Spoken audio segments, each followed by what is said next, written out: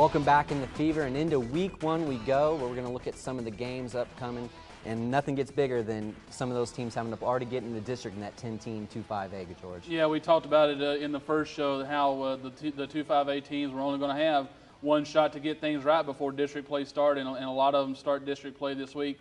First up this week, you've got Odessa and Lubbock High right here at Lowry Field. Like we said, Lubbock High, I think, showed a lot of good things and changed a lot of people's perceptions, mine included. I was one of those that had them predicted last after seeing them, against Friendship. Not so sure that's right anymore. I think they'll probably be there right in the mix, up at least until the end, and interesting to see how they'll come back off the loss of Friendship. Coach Mike Speck said they had a lot of positives, a lot of good things they saw out of the game. Just they've got to learn how to finish drives and be consistent. And they get a chance this week with an Odessa team that I think is kind of in the same boat with them as far as prediction-wise. You're talking about the teams like Lubbock High, Odessa, and Tascosa were the three picked in the bottom of the district. So getting this game and getting it home to start off is going to be big. If they can get a victory over Odessa High, kind of get the momentum back in their way, I think it'll be good for them and kind of give them a little confidence to going into the rest of the district race. And we talked a little bit about Monterey earlier in their big play from Sam Teague, but now they're going to go on the road, play Tascosa this next week.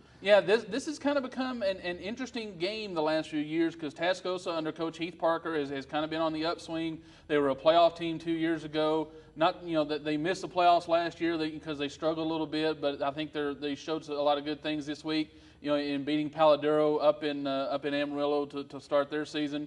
But then you've got Monterey, and we've talked about what Monterey did with their option offense and their ability to run the ball. So it's going to be an interesting game for Monterey having to go up there and start the district season on the road at Dick Bivens Stadium. Who do you like in that one? I think I got to go with Monterey on this one. I think their offensive line is just a little bit too physical. I think for Odessa. Or excuse me, for Tascosa, and the way they controlled the ball against Plainview, I really think gave them a lot of confidence and showed them what they can do. So I think I got to go with Monterey in this one.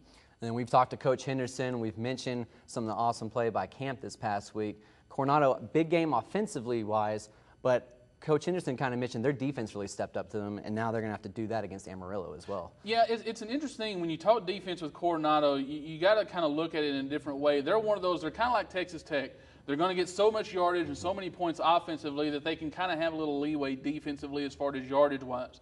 Last year they gave up a lot of yardage, but they didn't give up a lot of points. And I think we saw that this week again. they gave up some yardage, but didn't give up more points.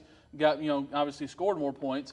So you look at what Coronado did and take a little bit of that into retrospective as far as what they're able to do offensively and defensively. Now they're facing an Amarillo team. Amarillo the last couple of years has actually tried to throw the ball a little more, but looking at them this year, this last week against Randall, they ran for almost 300 yards or well over 300 yards against the Raiders. So they've kind of gone back to some smash mouth football with Thomas Frazier, their good running back, and that offensive line. So it's going to be interesting to see how Coronado will be able to slow down Amarillo defensively, because playing Franklin last week, Franklin was mostly a passing team. Now they got to switch to a running team. Does that hinder them at all going back into going against smash mouth football as opposed to the passing game?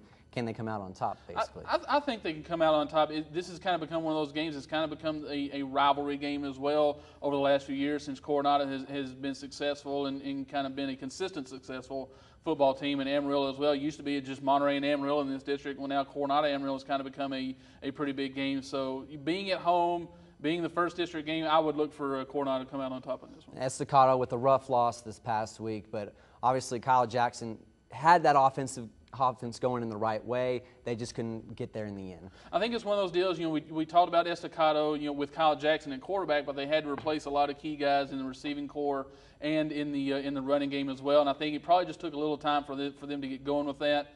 You're looking at playing Pampa this week. Pampa coming off a game against Borger, which I don't know if it was really that much of a test. I mean, they won 46-6 against a 3A team that's predicted to finish last in Estacado's district. So I don't know if it was that much of a test for Pampa either. That way, I would look for Estacado to come back with a better game. Yeah, they're having to go back up there into the Panhandle, but I think they'll put together a better showing. I would think Estacado has a good shot of coming out with a win in this one. 2 straight road games. I mean, how much stress can that put on a team this early in the season right off the bat? It can be stressful for a lot of teams, but you're talking about a coach in Danny Cervance who really, I think, more than anything has a good feel and a good heartbeat on his kids. And he knows how to push the right buttons and get them going in the right direction. So I don't look for the road to be that much of a problem. All right, another 2 teams that will also take it out will be Snyder and Cooper. Going to have a little bit of a battle there. Yeah, this has become a very, very good game the last couple of years, and this year it's a game where both teams are coming off losses. Snyder, took it on the chin last week against Big Spring. Cooper lost at home to Bushland, and everybody said, well, what's Bushland? Well, Bushland's a very good football team. They've got a couple of Division I recruits, and for a 2A school that's only been around a few years, they've got a lot of good players, so I wouldn't discount Bushland that quickly. You're looking at this one, Cooper and Snyder. Snyder has kind of had the upper hand in this one the last few years, but, Snyder struggled offensively, and what they say, or what coaches say, is that you make the biggest jump in improvement from week 1 to week 2. So it'll be interesting to see which one of these teams can make the most improvement. With this game, I've got to go with Snyder. I think they were closer to getting the win than Cooper was this week, so I think I'm going to go with Snyder on the road this week. Now, Canadian 2A state champions in Division II this past year, they dropped down in 1A, could possibly be the #1 team this next week when the rankings come out. They're going to have to take on Abernathy. Yeah, this is going to be a good game. Like you said, Canadian dropping down from 2A. The #1 team in 1A this week, Alto, lost. So that, Canadian being #2. When I did my poll this week, I put them at #1. I think they've got a great shot at being #1 when the poll comes out. And going on the road playing Abernathy. Abernathy had a good opening weekend against Friona, did a lot of good things, ran the ball well. And this is 2 teams, you're looking at Canadian, they're going to want to throw the ball and distribute it around. They've got some good skill position players. Abernathy with Peyton Rogers is going to want to run the ball. So the key here is figuring out which team is going to be able to assert itself offensively and on the offensive line of scrimmage, early in the game and take control. Floydada and Lockney, 2 teams still looking for their first wins of the season. Who do you see that could maybe come out with their first win on that one? Well, you got the old Floyd County War. This one is when you talk rivalries, a lot of people will mention Floydada and Lockney, and this is going to be a good game. Floydada went on, or had a tough time stopping Roosevelt last week. Roosevelt has that new mule shoe offense, and put up 39 points, but Floydada put up 35 as well. And then you're looking at Lockney; they struggled offensively. Had a low-scoring game in a loss to Slayton. So you look at this game is at Lockney.